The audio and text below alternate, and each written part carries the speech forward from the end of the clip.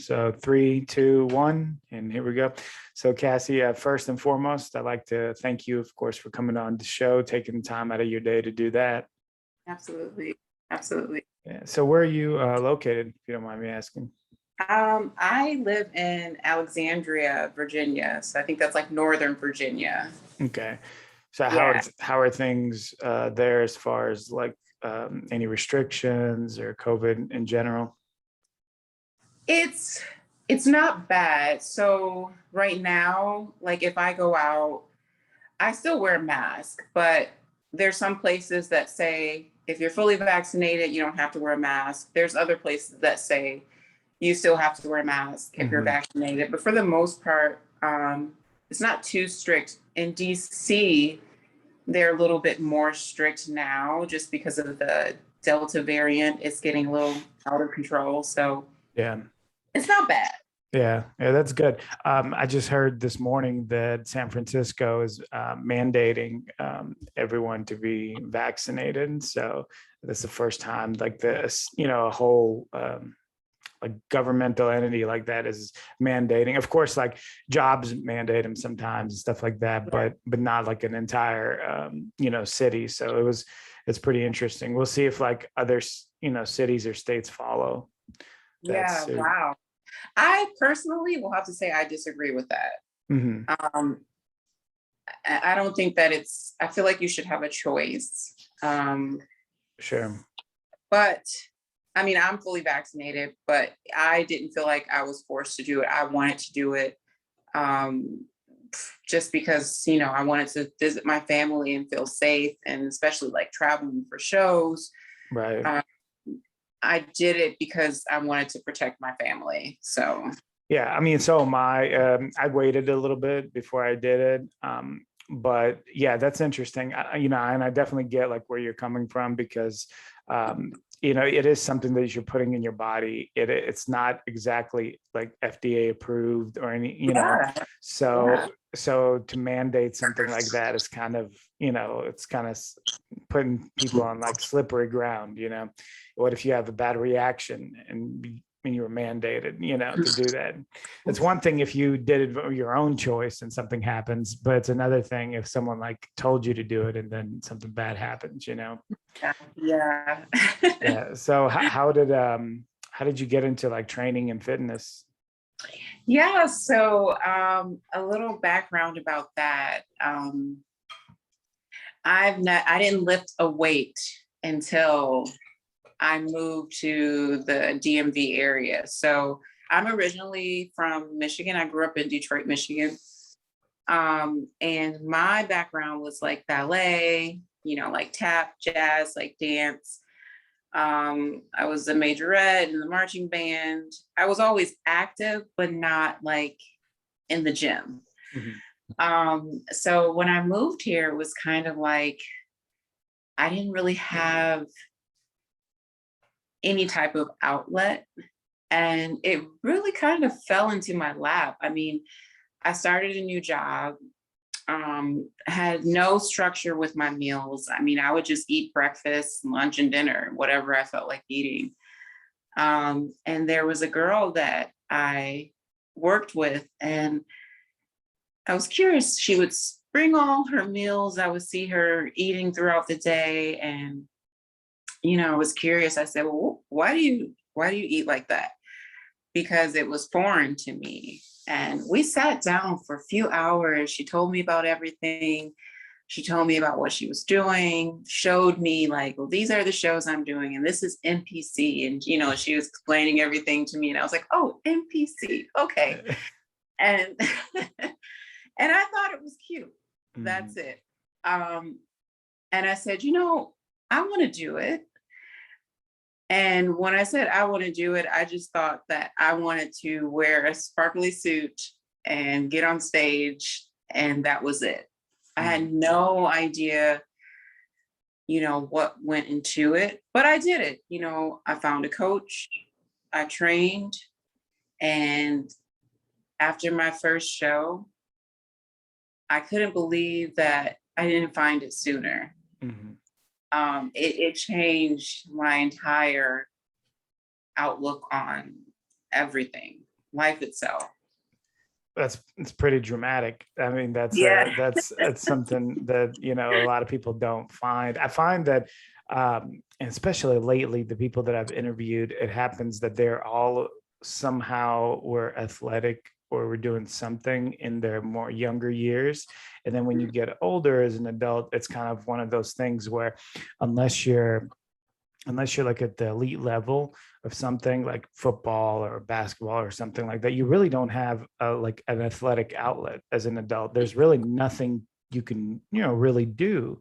And so like a lot of people get into weightlifting and competing due to that, because that is something that like you can do later on, you know, as you get older. I mean, you have people that are like in their 50s and 60s that are still competing and still look great, you know? Yeah. So yeah, that's interesting. So how long before when you started training and then for your first competition, how long did that take? It didn't take very long. So I moved to this area. I moved in 2015. Mhm. And that's about around the time, like maybe late 2015, I started to train. My first show was 2016, and it was just a local show. I did like maybe two local shows. So my first show, I did pretty good. I placed third. I said, okay, that's great. But I wanted to do better. So I took like maybe 2 or 3 months off, got back in the gym, trained again for my next like local, you know, show. And then I actually won overall that show. And then I said, okay, I want more. Mm-hmm. So, you know, I was watching like all the pros. And at that time, you know, as an amateur, really just starting out, not really having a lot of information. Like I studied those girls, I watched them, and I was so just enamored by like how they looked. And I said, I want to push myself to look like that and move that way on stage. Yeah. So I did my first national show, which was Miami Nationals, placed 10th out of like 50 girls. And then I was determined, I think in 2017, at the end of 2017, I started training for 2018, my second national show, which was Universe, NPC Universe, and I turned pro there in 2018. What division did this all happen in? Bikini. Got it. Yeah. So that's a tough. So some people might not. I'm gonna try to put it in a way that I want to. Some people might not consider that to be a tough division because there's not as much like muscle mass, right? But if you really look at like the amount of girls in bikini, it's like extraordinary. It's, you know, comparative to other divisions. So like for you to be able to place 10th in like one of these shows is incredible, because you, like you said, you got 50 girls in there. You know, in men's bodybuilding, you might have like 10 guys, period, you know? So so when someone says a placing in bikini, like you have to kind of understand that like, oh, this is amongst like an extreme amount of competitors. So that's, I mean, that's pretty amazing. So are you gonna like stay in bikini? Do you have plans to like move up in any division? Yes. I am not switching divisions. Okay. My personality is totally bikini. I just don't see myself doing anything else. And at this point, you know, I've done 5 shows this year. Right now I'm training for my next show, which is September 25th. So, you know, at this point, I really want to be successful as a pro bikini athlete. I don't want to start over. Yeah. I don't see, and my structure too is I'm naturally kind of small. I don't really have like huge legs or big shoulders or anything like that. So just genetically, I think it works better for me to stay in bikini. But I'm super excited to just keep, Yeah. just going and listening to the judges' feedback. I'm not doing anything else. So what kind of feedback are they giving you? I mean, you competed 5 times this year. You're probably, I'm sure you're making improvements, even though it might be difficult. So like, what were they telling you? So initially, like my first, I would say 2 shows, they needed more just overall muscle everywhere and a little bit, tighter in the glutes. So by the third show, I think I was able to showcase that. And my glutes were definitely a lot tighter, fuller, rounder, more muscle. Fourth show, it was, okay, you look great, but now it was too much because I worked so hard with my glutes because my feedback was a lot like tighten your glutes, tighten your glutes. And then they were like, okay, your glutes are too overpowering. So I'm like, oh, okay. So then I go back to the drawing board. My fifth show, which was, I think end of June in Nebraska. They said, perfect from the front, absolutely perfect. You nailed it. But now we want to see a little bit more fullness in your glutes. And I'm like, what is going on with my glutes this year? So overall, like just over time, I've noticed this season just building more muscle, really like fine tuning my posing. And just kind of just the glutes, they just do whatever they want to do. I'm just like, too tight, not tight enough. It's like I've not found that perfect, Yeah. No, I understand what you're saying. How much since it's kind of like going back and forth, and I've had this kind of question, a conversation with other competitors, and people have varying degrees of opinion, but how much stock do you put into what the judges say? Because you did say, oh, well, one time I come in and they say this, another time I come in, they say that. Like, at what point, do you, every time they say something, you adjust, or do you, kind of take that with a grain of salt? I would say for the most part, definitely take it with a grain of salt, but also I talk to multiple judges. So I'll talk to 2 judges at that show. 2 minimum. If I can find more than that, I'll talk to them. And then if what they say, if they both say like things that are pretty consistent, then I say, okay, they agree. It's not just one person sees this, one person sees that. If it's like pretty consistent, like you need to do this, I'm like, okay, from a judging standpoint, this is what I need to work on.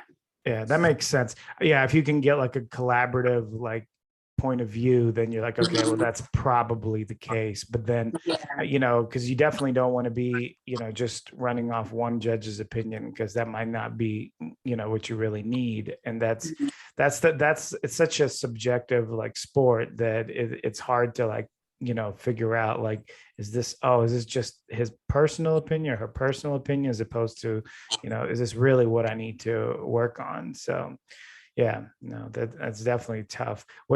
So when's your next show? You said it's coming up soon? September 25th. So about 5 weeks, I think now. How do you keep keep yourself peaking throughout like multiple shows like that in a year? So, wow, this is my first year doing this many shows. It's a lot of shows. I'm like rare. You're in a division where people do a lot of shows, but still, even for that, that's quite a few shows.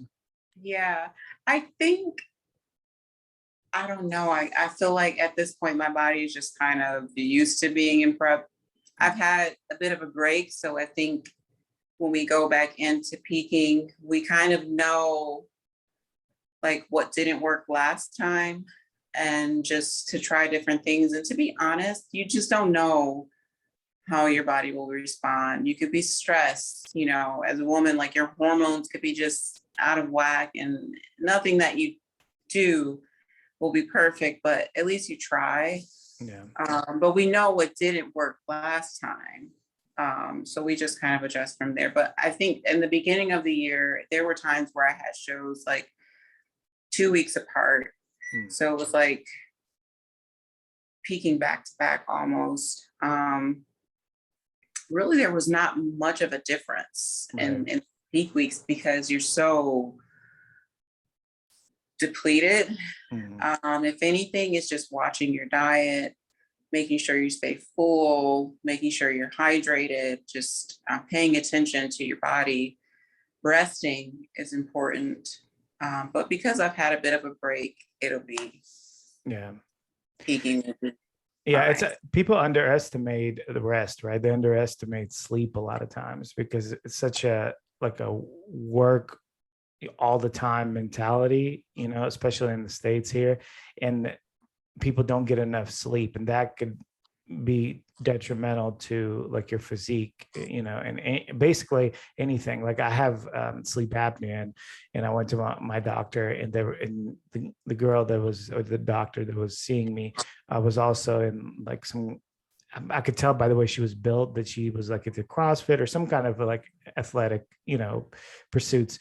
And she was saying that if there's anything beyond, you know, that you could do that will help, you know, your health, training, fitness, you looking better, it's like sleep. You gotta get, you know, your sleep. And that's, I imagine in prep, like that's extremely important.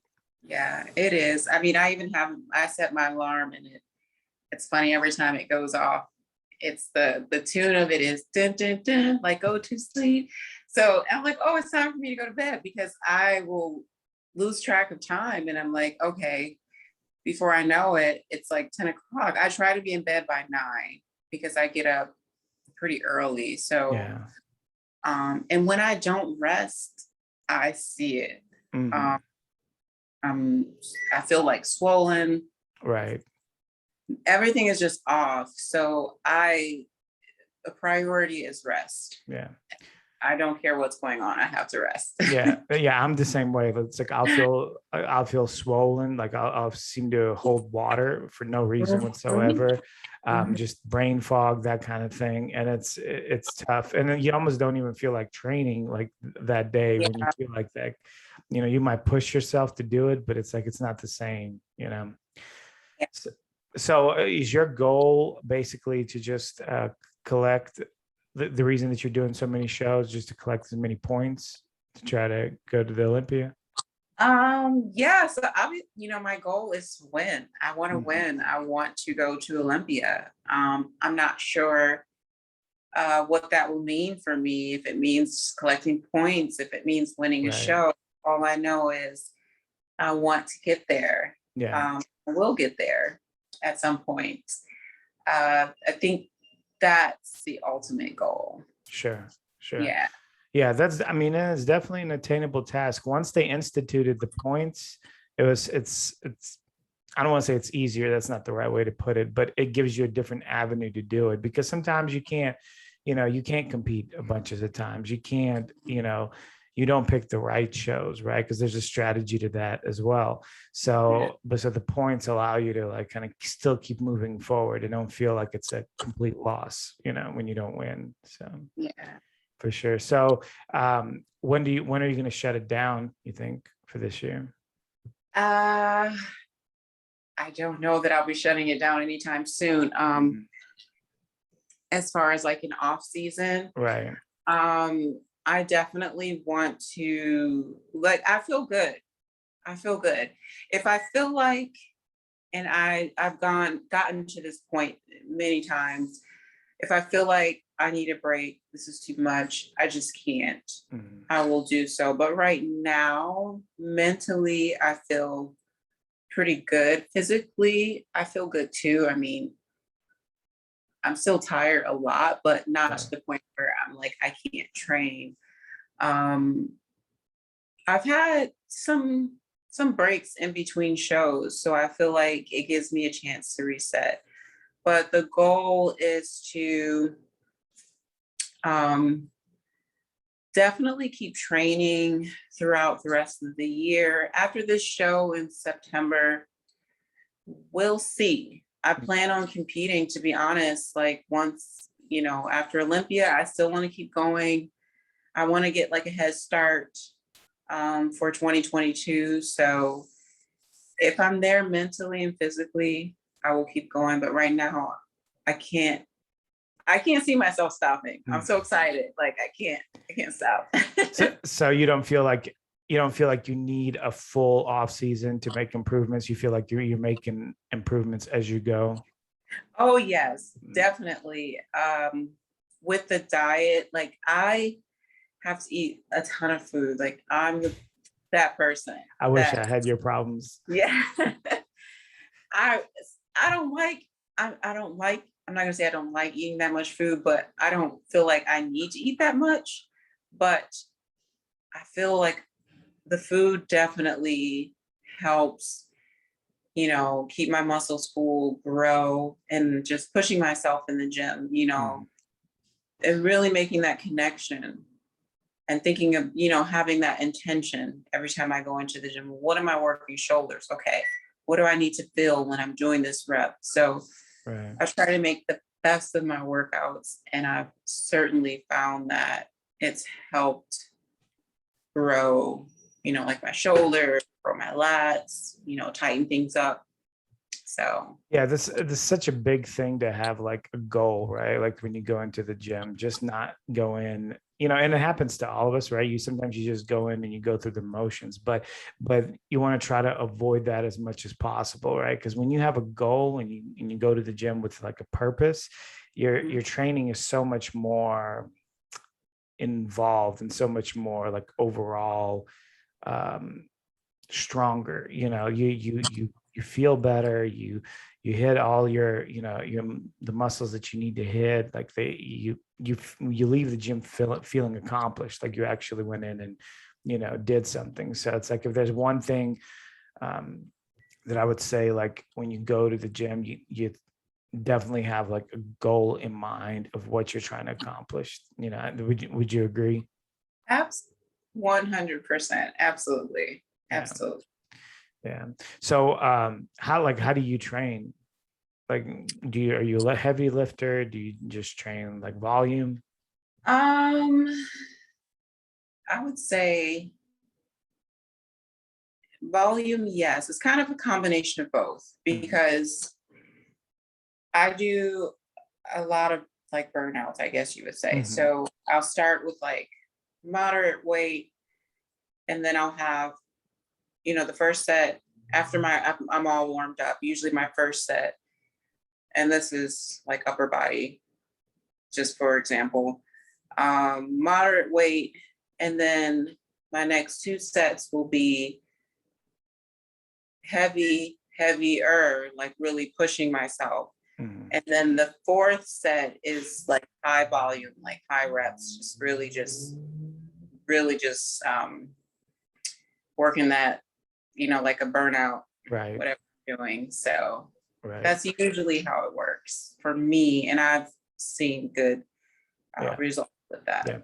Yeah. I actually started doing something very similar. I used to do it just heavy all the time, and I started to do more like cascade up into like a heavy set, and then the last like set just do like a moderate lighter weight, but just completely burning out. And I feel like I get the benefit of both. I get the benefit of the heavy weight and the hypertrophy of the muscles, but then also the burnout as well. So I feel like I'm not missing one or the other. And often if you choose like volume or heavyweights, it's like you miss one or the other, and you kind of start lacking a little bit. So yeah. So do you help other girls compete as well, or do you coach or train or help? So yes, well, interesting enough. So I help girls with posing. Okay. That's just growing up performing. Like I love the arts. So posing was always something that really stood out to me. It was like another form of like ballet or dancing. Yeah. And so I really took to that, and I really enjoy helping girls just showcase their physique. And sometimes it's not very easy to like find the right angles for people, but I really enjoy the challenge.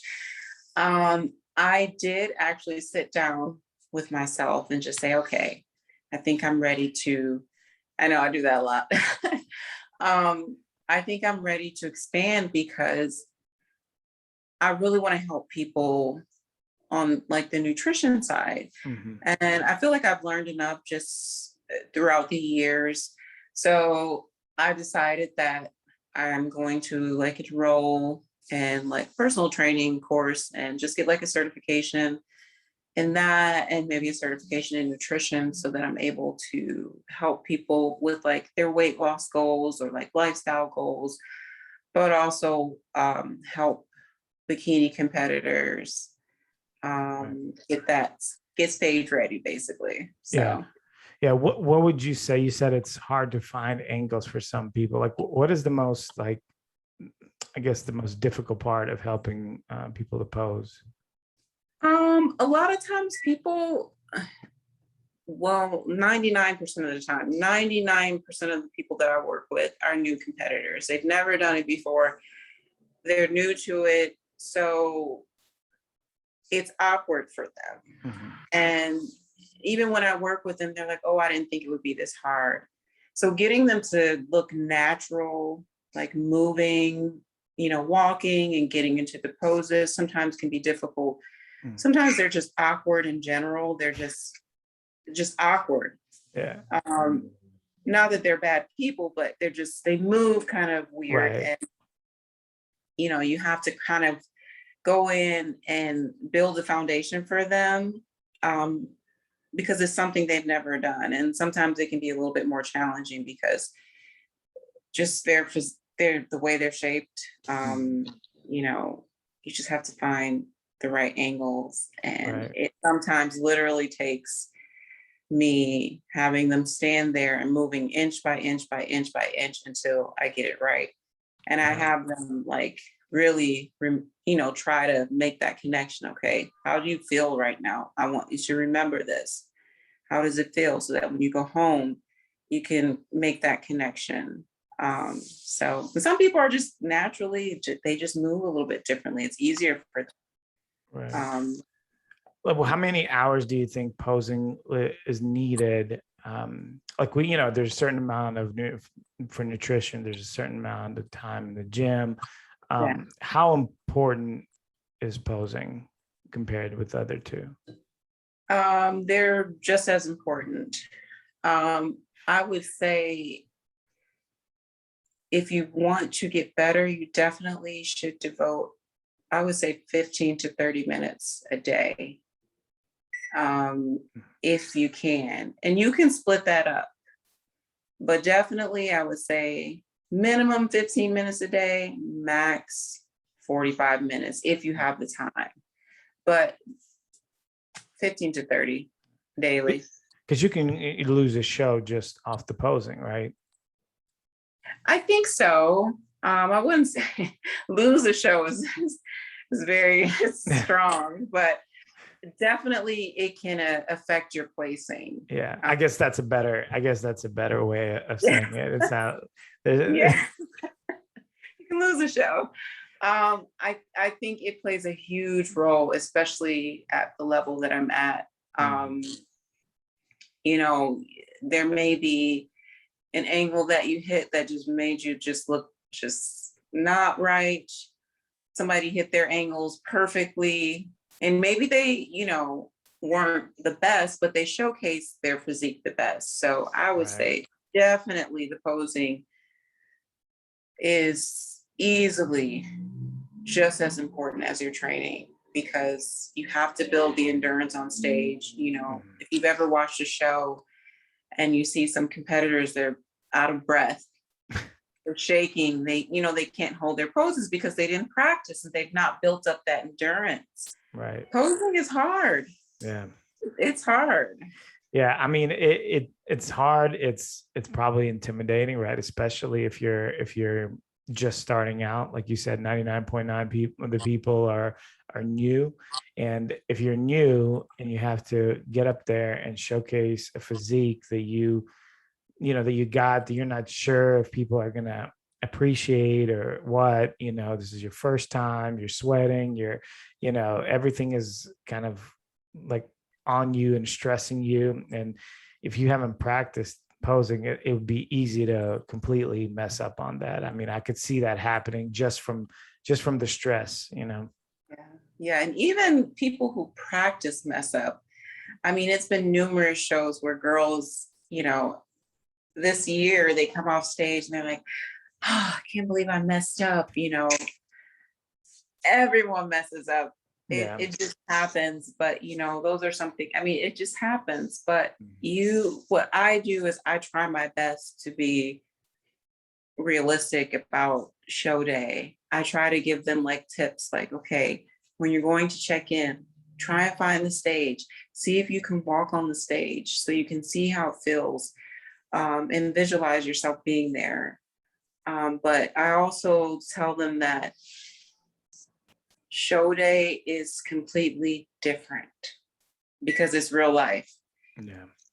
But I try to prepare them the best that I can based off of just my knowledge and my experience and things that worked and didn't work. And usually after the show, they tell me, you were right. I should have done this, or you were right, or I did this perfectly. Thanks for sharing that with me. So yeah, it's important to have a good coach. I was just talking to a girl. She was in the wellness division a couple of days ago, and she was just saying how initially she got partnered up with. And I know you're just doing posing. This guy was doing her nutrition and everything, and it was a mess. It'll take too long to get into it, but basically, it was his coaching was terrible. She had like a horrible bounce back after the show and everything like that. It's one of the things that kind of plagues this industry is bad coaching, right? Like that you hear about crazy stories all the time. How do you avoid that? Do you have a coach yourself? I do have a coach. And I will say, thankfully, I've never had that experience, but it also could be a personality thing. For me, I have more of type A personality, so I ask questions. Also, if something feels wrong to me, I know that it's wrong. And if I ask a question and it never gets resolved, I know that that's just not for me. So I've never been in the position where I felt like, even if someone was not the best, I don't have a horror story when it comes to coaching, because I'll leave. Right. And I'm pretty particular about who I choose to lead me or guide me. And I think that's one of the reasons why I just decided that I really want to, aside from posing, be able to help people with their nutrition, competitors, and just lifestyle, because I hear these stories. I've known people that have gone through these coaches and it's been a nightmare for them. And I don't want girls to experience that. I've seen girls coming to me crying, and I'm just like, how could someone do that? Yeah. And it's terrible, because it's also like, you're not just affecting, this isn't just like a sport, it's also like your health is on the line as well. So some of the stuff that is being like advised of, especially for women, it could really play like a detriment to your health if the coach doesn't know what they're doing. So it's because you have to live in that body outside of the stage too, right? So it's it's something that definitely, but it was interesting that you mentioned that your type A personality, you ask questions and that if something is wrong. I think one of the things is that sometimes people stay in it because they feel like, well, I don't have the knowledge. Maybe this person it seems wrong, but I don't know because I'm not a coach. Like maybe I'm not an expert at this. And I think sometimes people just stay in it because they feel like, okay, well, they're the expert, so they know. And I feel like in this industry, particularly, you do need to ask questions. And if you're not getting the kind of answer that you feel you need, it's time to go. Yeah, yeah. And I've had numerous, competitors come to me and complaining, and I always respond to them very similarly, because I'm not going to, one, knock anybody's coaching style. I don't know them. But what I always tell them is, okay, have you talked to them? Do they know this is how you feel? Because maybe they don't know. Tell them, express to them how you feel, ask them your questions, and how they respond to you will give you your answer with what you need to do. That's all I usually tell them. If they, say like, well, do you have recommendations? Of course I have recommendations, but I always encourage people to ask questions. And they know. I think just sometimes they're so invested and they really want to do it and they don't really know like anybody else. And sometimes it's scary, like switching coaches. You start with a coach, it's not working, you go to another coach. Some people don't really want to do that, but right. Let them know how you feel. You're Yeah. paying them.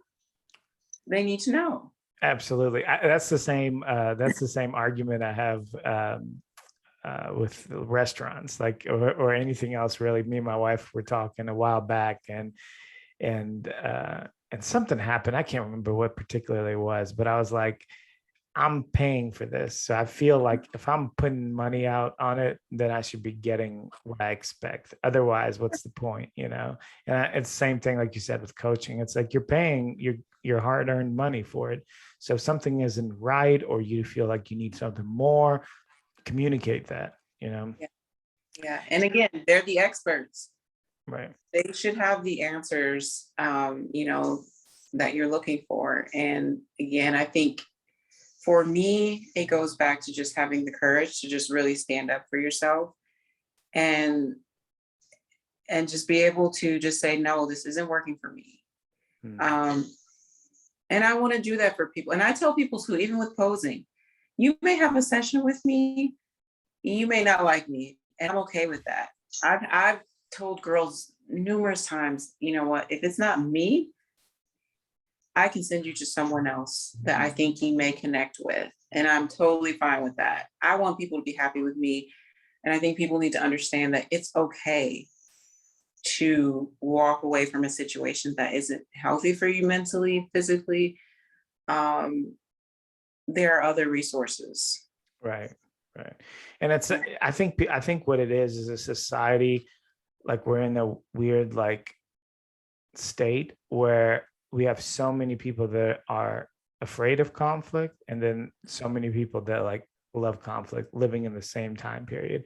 So I feel like sometimes that's what it is. Like people don't want to say anything because they don't really like want to rock the boat. But I think that mentality is tough, because sometimes you can't think about it that way. You can't think, oh, this isn't a conflict. You're just saying, hey, this is what I want. If you're not getting it, maybe we can work it out. If we can't work it out, maybe going somewhere else is best. So, yeah, I definitely think that you need to kind of step up, especially in a sport like bodybuilding, where it's all on you. You can't be in a sport that's like individual and then not be able to stand up for yourself. Yeah. No, I totally agree. And it's all in how you do things too. Just because you want to leave a situation doesn't mean that you're upset with the person, or, maybe you are upset with them, but it doesn't have to be negative. Right. I've left coaches before, and I was very upfront with them, very honest with them, and I'm still friends with them till this day, because they respect me for one, coming to them and not going behind their back and like working with someone secretly. And, I've seen that a lot too, but I just, I tell them, Yeah. this isn't working for me. I'm sorry. Yeah. But yeah, that's strange, especially the part where you working with someone else secretly, and like that is really like weird, but it yeah, happens all the time. It happens yeah, all the time. Yeah. yeah. So Cassie, just to wrap up, what if not bleh, excuse me, tongue tied. You're doing posing and now you're starting to do like nutrition and prep. Mhm. If someone wanted to contact you, what would be the best way for them to reach out to you for that? Definitely on my Instagram. I'm usually pretty responsive there. So my name there is Cassie_IFBB Pro. If they can shoot me a DM, totally fine. I'm always open, always happy to help. If it's not me that can help them, I can definitely point them in the right direction. But my heart is in this, in fitness. And, at the end of the day, I want to be the best version of myself. And I just want to bring everybody up with me. That's the best way to be. Well, thank Yeah. you for your time. I appreciate it. And I can go ahead and let you go so you can get your meals in and Yes. get your rest in. All right. All Sounds right. good. Thank Take you. care. Thank you. You Bye bye. too. Bye.